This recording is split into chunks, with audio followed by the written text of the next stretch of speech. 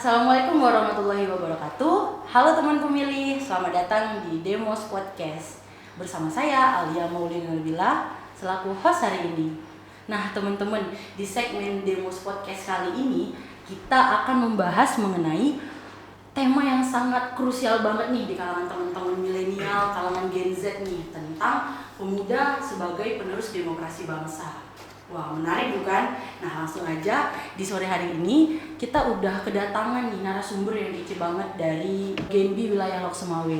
Coba kita sapa dulu ya. Halo Bang Ade, selamat datang di Demos Podcast. Halo Alia, terima kasih sebelumnya. Dan sebenarnya kan menyapa dulu. Halo teman pemilih. Pertama-tama terima kasih kepada Alia yang udah mengundang, dan saya juga mengucapkan terima kasih kepada Kiprok Sumawe sudah mengundang kami dari generasi muda gitu kan. Dan yang dibilang Alia tadi ini adalah kalangan Gen Z ya kan. Jadi alhamdulillah kita masih muda-muda ya kan. Iya, jadi, masih muda-muda banget ya gitu. Iya benar. Jadi untuk pemirsa semua ini kayak pembahasannya ini sangat menarik nih. Benar. Jadi terima kasih sudah mengundang Alia. Iya, Alia gimana kabarnya? Sehat juga? Sehat. Bang Ade sehat? Sehat. Jadi sibukannya lagi apa nih Bang sekarang? Nah, kesibukannya tadi kalau sekarang nih masih menjabat di Gen Bilok Sumawe gitu. Ini more info ya, untuk more info untuk rekan-rekan semua juga. Gen Bilok Sumawe itu adalah generasi baru Bank Indonesia. Jadi generasi baru Indonesia ini adalah komunitas yang dinaungi oleh Bank Indonesia, di mana yang menjadi peranan di dalam Gen B ini adalah para penerima beasiswa Bank Indonesia gitu ya. Nah, kenapa di sini ada wilayah Lok Sumawe gitu kan? Sebenarnya kan kalau penerima itu kan berarti yang ada di kampus-kampusnya gitu. Ya benar. Ya kan? Nah, kalau di wilayah Lok Sumawe ini adalah mencakup dari beberapa kampus ini. Jadi kami yang menaungi dari beberapa komisat ini sebagai penengah juga gitu, yang mengaturnya juga. Berarti sebagai koordinator wilayah ya perannya. Iya, Jadi di benar. masing-masing komisariat ada berapa komisariat kalau di Lok Sumawe itu, Bang? Nah, kalau di Lok Sumawe itu karena kita di Aceh ini hanya ada dua gitu kan, untuk Bank Indonesia-nya itu ada di Aceh, di Banda Aceh, dan yang satu ada di Lok Sumawe. Nah, untuk di daerah kawasan Lok Sumawe itu ada Universitas Hamadikusale, ada IAIN Lok Sumawe, Politeknik Negeri Lok Sumawe, dan yang keempat ada Universitas Samudra. Jadi dari empat komisariat ini itu ada Gen B-nya masing-masing nih Alia. Ada Gen B-nya masing-masing sebagai penerima dari Bank Indonesia, dan kami yang Gen B wilayah Lok Sumawe ini adalah yang menjadi koordinator dari keempat ini, seperti itu. Oh, jadi Gen B itu merupakan komunitas penerima beasiswa Bank Indonesia gitu. Iya, benar Pasti sekali.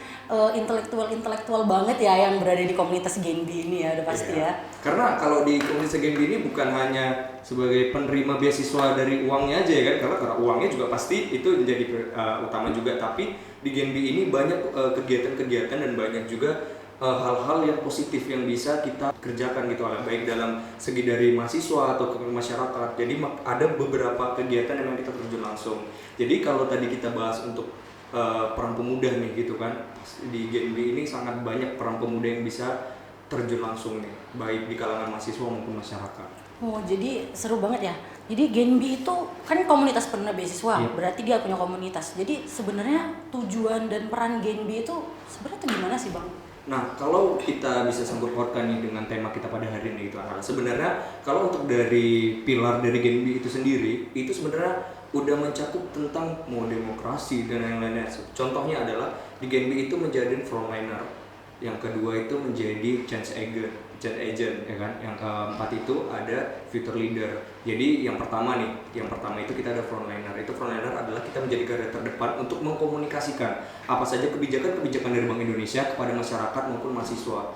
Dan yang selanjutnya itu change agent gitu kan, ya kita menjadi agen perubahan, karena baik kita jadi kalangan masyarakat, kalangan pemuda terutama, kita akan menjadi generasi selanjutnya, jadi generasi penerus berikutnya. Jadi kita harus membentuk perubahan itu menjadi lebih baik lagi. Itulah tujuan kita menjadi change agent. Terus yang terakhir itu ada future leader. Di situ juga kita dibentuk bagaimana jiwa kepemimpinan kita, bagaimana jiwa kita untuk bersosialisasi dengan orang. Di situ akan banyak sekali hal yang kita buat. Jadi peranan Gen B ini sangat, kalau dari saya pribadi, saya sudah 2 tahun nih di Gen B gitu kan. Banyak sekali kegiatan-kegiatan yang menuntut kami untuk terjun ke lapangan, ke masyarakat. Jadi yang tadinya kami hanya berfokus belajar mahasiswa, tapi saat kita terjun ke lapangan, seperti ini rupanya kondisi ekonomi, seperti ini kondisi di masyarakat, seperti itu.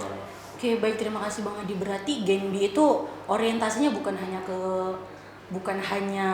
ke penerima beasiswa, bukan hanya di bagian akademiknya aja, tapi juga punya peran penting di masyarakat. Iya, benar. Sesuai ini sama judul kita kali ini tentang bagaimana sih peran pemuda itu dalam demokrasi bangsa, penerus demokrasi bangsa. Iya. Jadi sebelumnya aku mau tanya dulu, kalau menurut pendapat Bang Adi, kira-kira kita sebagai seorang pemuda nih ya, apa sih peran yang bisa kita lakukan tuh sebagai penerus nih demokrasi Indonesia tuh ke depannya tuh kira-kira Oke. apa?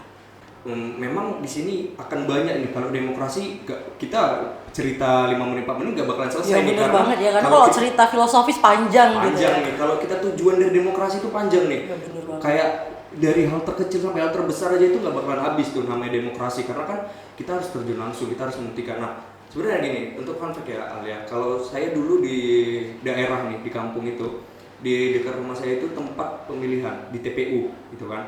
Nah saya tahun pemilihan sebelumnya pernah menjadi gabung juga di bagian yang ada di situ gitu kan.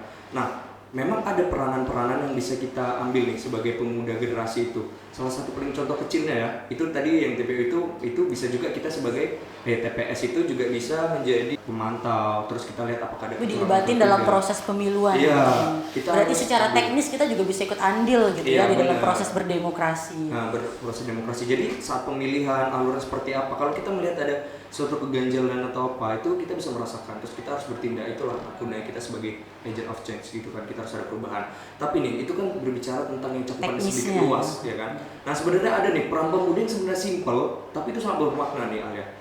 Yaitu untuk sekarang ini yang bisa kita lakukan, ini kan masih masa-masa yang mau menuju kampanye gitu kan. Benar. Kan? Bulan 11 kita udah mulai kampanye Nah, nih. bulan 11 kita mulai kampanye, dan kampanye sekarang itu bukan hanya ditempel di jalan-jalan atau apa, banyak kegiatan-kegiatan atau banyak cara untuk berkampanye. Salah satunya adalah dengan media sosial nih Anda.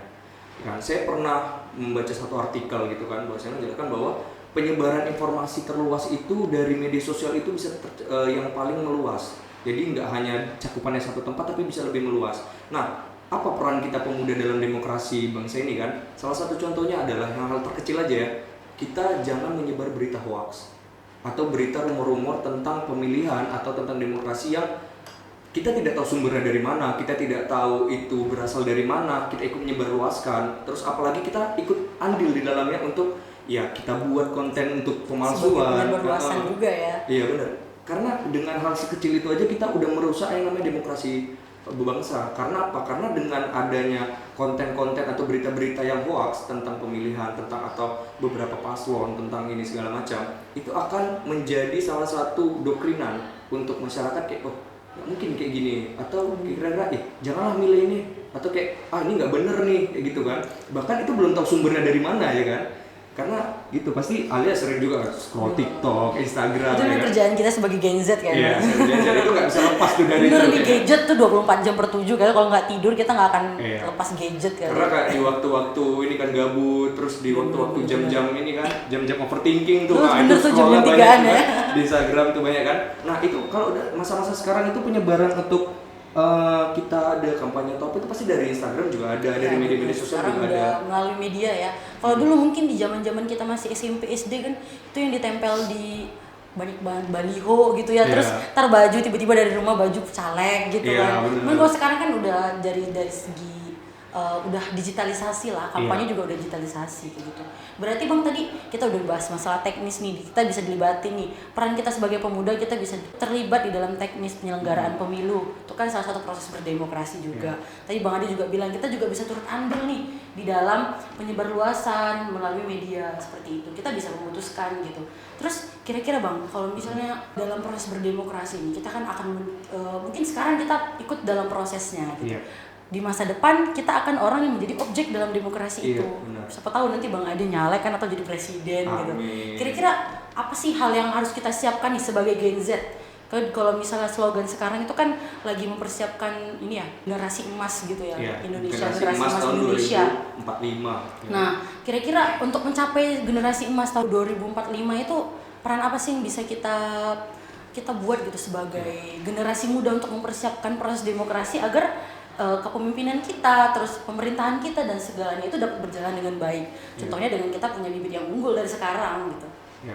Nah, kalau kita kaji lagi kan untuk generasi emas tahun 2045 gitu kan, Karena memang kalau yang sekarang ini banyak program-program dari pemerintah yang baik itu dari kalangan mahasiswa, dari siswa, dan baik dari masyarakat, banyak program-program yang mendukung untuk mereka menjadikan rakyat ini menjadi mutu yang lebih baik lagi gitu.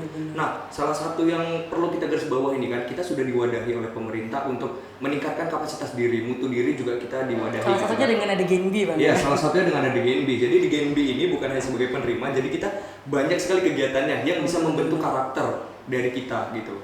Nah, kalau kita sudah dibentuk dari awal, kita sudah tahu ada cakupannya, pergunakanlah itu dengan baik gitu. Karena gini, kalau kita berkata tahun depan atau masa depan nanti kira-kira aku bisa nggak ya untuk menjalankan dengan jujur demokrasi itu dengan pemilihan dengan baik dan segala macam gitu. Nah, kalau dari rekan-rekan ingin terjun ke dunia yang lebih lanjut lagi tentang demokrasi itu, yang harus rekan-rekan tahu adalah rekan-rekan pernah di situasi menjadi seorang rakyat yang dipimpin. Jadi di mana kekurangan rekan-rekan kalau misalkan pemimpin ini kok sepertinya ini kurang gitu, program ini kurang, sepertinya harus seperti ini. Nah, dari situlah kita harus bentuk karakter kalau sebenarnya kalau saya kedepannya itu bisa merubah, ya dia kan agent of change tadi kan, ya, kita sebagai mahasiswa gitu kan. Agent of change ya. Nah, jadi kita harus tahu nih peran apa yang bisa kita terjun gitu. Kalau misalkan ada yang kurang nih, sepertinya ada yang miss. Jadi panduannya adalah jangan sampai generasi selanjutnya merasakan apa yang kita rasakan. Ya kan? Jadi kita harus menjadi yang perubahan lebih baik lagi. Karena ya, untuk menjadi lebih baik itu bukan suatu kerugian. Tapi menjadi lebih baik itu karena saya percaya gitu. Orang tua saya pernah ya, ini fun fact ya, ini percaya atau tidak. Orang tua saya pernah bilang kalau kuliah mau jadi orang yang kaya itu tanpa kuliah pun bisa. Kalau mau jadi orang yang berilmu terus bisa bermanfaat untuk orang lain, itu baru benar-benar yang namanya hidup gitu. Itu hidup yang bermanfaat bagi orang lain. Kita bisa bermanfaat bagi orang lain, benar. Jadi ya kita nggak mudah ya untuk memperkaya diri, itu sebuah kebutuhan ya kan. Tapi nggak juga kebutuhan yang di atas juga lebih parah gitu ya. Harus jadi makanya kalau sekarang ini ingatlah proses yang dilakuin sekarang. Jadi kedepannya bisa lebih baik lagi. Jadi jangan hanya merasakan yang kedepannya aja. Oke, berarti kita evaluate, habis itu kita amatin, kita evaluasi, habis itu kita tuh yang nanti ambil peran buat di generasi kedepannya, mengubah nih kalau misalnya memang mungkin sekarang tuh kan kita bahkan generasi Z sekarang itu rata-rata pada kritis-kritis banget warnanya kan. Bener, dengan kita tuh mendapatkan suatu fasilitas yang bisa akses informasi dalam hitungan detik segitu cepatnya gitu kan. Jadi kan anak-anak Gen Z tuh sekarang tuh udah pada kritis. Nah, nanti bisa tuh teman-teman dari kekayaan kapasitas teman-teman itu buat memperoleh sebuah informasi, kita tuh bisa jadikan itu sebagai bahan evaluasi dan itu yang bahkan kita lakukan bahkan nanti ketika memang periode kepemimpinan itu udah jatuh ke tangan kita nih sebagai Gen Z gitu. Jadi tadi Bang Adi tuh udah cerita banyak yang mulai dari teknis, mulai dari gimana sih pemuda itu kita bisa terlibat di dalam proses berdemokrasi, mulai dari teknis penyelenggaraan demokrasi sampai bagaimana nanti kita mempersiapkan diri untuk menjadi bagian dari demokrasi. Tapi yang paling penting kan dari hal kecil nih, contohnya nih jangan golput gitu ya. Kita ikut berkontribusi gitu. Jangan golput, ikut berkontribusi. Bahkan tadi Bang Ade cerita ikut sebagai panitia di tempat pemungutan suara kan. Itu kan juga salah satu proses gitu. Jadi kalau tadi kita lihat berarti alurnya kita ikutin dulu, kita menjadi bagian dari demokrasi. Kita ikutin teknisnya, kita amatin, lalu kita akan menjadi orang yang menjadi objek dari demokrasi itu. Dan disitulah kita mengimplementasikan kapasitas yang sudah kita siapkan nih di dalam selama kita menuntut ilmu sampai nanti menjadi generasi emas gitu di 2045. Benar-benar. Oke, jadi langsung nih Bang Ade, gimana harapannya nih untuk para generasi muda sebagai penerus demokrasi kita, sebagai untuk kita semua nih, buat teman-teman yang nonton, kira-kira harapannya apa sih biar kita tuh bisa menjadi pemuda yang berkontribusi dan pemuda yang siap untuk melanjutkan demokrasi bangsa di masa depan. Ya, nah kalau harapan nih, kan ada pesan dulu nih, pesan juga untuk kawan-kawan semua dan harapan juga. Bahwasanya sebentar lagi kan kita ada pemilihan raya gitu kan, kita pemilihan presiden kita yang baru gitu. Nah, jadi harapannya kalaupun nanti yang kayak pertama tadi dari hal terkecil, misalkan ada berita-berita yang itu kita tidak tahu sumbernya dari mana, terus kita tidak tahu itu asalnya dari mana, kita jangan mudah percaya atau kita cari tahu dulu baru kita boleh menyebarluaskan. Kalau itu dianggap lebih penting. Jadi jangan mudah percaya dan jangan menyebarkan hoax. Itu yang terpenting adalah jangan kita yang menjadi aktor yang menyebarkannya gitu. Apalagi kita yang membuat gitu kan, jangan. Terus yang tadi juga bentar lagi kan kita udah ada masa kampanye ya kan, terus masa-masa juga. Nah, jadi situ pilihlah dengan tepat dan cermat itu karena untuk pemilihan presiden ini bukan hanya sehari 2 hari, dia sebagai orang yang memimpin rakyat 5 tahun ke kita. depan dan menentukan masa depan bangsa. Iya, dan itu semua menentukan. Jadi pilihan, kalau ada bilang kan, pilihan Anda menentukan masa depan Anda. Jadi pilih dengan teliti, jangan hanya karena ikut-ikutan nih. Kayak kan ada nih yang golput kan, nggak tahu nih mau nyoblos apa kayak gitu, Anda golput aja gitu, atau kayak oh ini paling banyak nih playernya di jalan, atau yang paling sering banyak dilihat gitu ya. Oh ini sering nampak nih, setiap apa selewat nampak gitu kan. Jangan hanya berpatokan seperti itu gitu. Juga pesannya adalah cari tahu juga dan amati betul-betul gimana masa depan nanti kalian, karena jangan menjadi pemilih yang cerdas. Iya, gitu. menjadi pemilih yang cerdas untuk generasi yang emas gitu. Yes. Nah, terus pesan juga untuk kawan-kawan semua sebagai generasi Gen Z ini, dari kalangan apapun kalian, dari generasi dari kalangan apapun, dari komunitas apapun, mahasiswa atau tidak mahasiswa, atau dari rakyat, kita adalah rakyat Indonesia. Jadi demokrasi itu tidak berpatokan hanya mahasiswa. Ini mahasiswa yang sering demo ini berarti dia menuntut demokrasi atau apa kayak gitu segala macam kan? Itu bukan hanya di situ cakupannya. Tapi peran kita itu banyak, dari kecil, besar, sampai menengah, sampai tua pun ada, yang lansia pun ada kalau perannya. bilang tadi agent of change itu cakupannya juga luas. Cukup luas, bukan hanya itu kan. Jadi kita harus menjadi orang yang pintar dan bijak dalam melakukan sesuatu, karena penentu dari negara kita, kemajuan negara kita adalah dari generasinya. Jadi kalau kita udah generasi sekarang berpikir mindsetnya udah lemah, atau kita berpikir yang secara instan, itu nggak akan bisa. Jadi tetaplah menjalankan demokrasi ini dengan baik, karena negara kita tekan dengan negara demokrasi. Jadi jangan sampai negara demokrasi kita ini ternodai dengan hal-hal yang tidak kita inginkan gitu. Jadi tetap berdemokrasi. Dan untuk generasi yang modern juga, selagi kalian masih bisa berpartisipasi dan turut andil dalam setiap kegiatan yang baik itu dalam segi masyarakat atau yang bisa untuk menentukan demokrasi ini, tetap lakukan, karena kayak tadi, sesuatu yang baik itu akan mendapatkan hasil yang baik juga, seperti itu.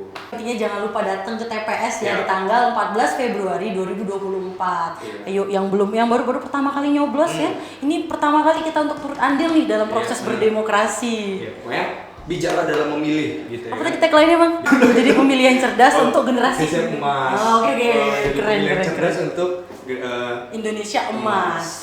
Nah, terus itu untuk pesan-pesan dari itu kan. Dan juga di sini kami dari generasi baru Indonesia juga mengucapkan terima kasih nih dari Kiprok Sumawi yang sudah mengundang kami, memberikan wadah nih untuk generasi-generasi seperti kami untuk menyampaikan aspirasi, terus menyampaikan apa hal-hal yang menjadi kami ingin sampaikan gitu, nyebarluaskan. Dan kami juga berharap Kiprok Sumawi juga kita bisa berkontribusi bukan hanya dalam segi podcast atau yang lainnya, karena kami juga generasi baru ini adalah komunitas yang akan terjun ke masyarakat. Pokoknya kami tidak hanya mencakup tentang Bank Indonesia, tapi kami juga menjadi perantara dari Bank Indonesia untuk menyampaikan informasi yang lainnya gitu. Jadi untuk kami juga mengucapkan terima kasih untuk Kiprok Sumawi. Terima kasih juga Bang Ade udah datang repot-repot ke sini.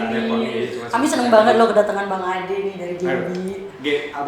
Saya pun senang nih datang kemarin juga kan, untuk bertemu dengan Alia, bertemu dengan rekan-rekan semuanya di sini, dan juga pemirsa semua. Pokoknya tetap saksikan Kiprok Sumawi, karena di sini akan banyak info ya kan. Iya benar sekali. Masih banyak nih episode berikutnya yang berhubungan juga tentang Gen Z. Oke Bang Ade, terima kasih untuk hari ini. Terima kasih juga buat teman-teman yang udah nonton dan ngeklik video ini, nonton sampai habis. Terima kasih, semoga bermanfaat dan sampai ketemu di segmen selanjutnya. Terima kasih. Terima kasih.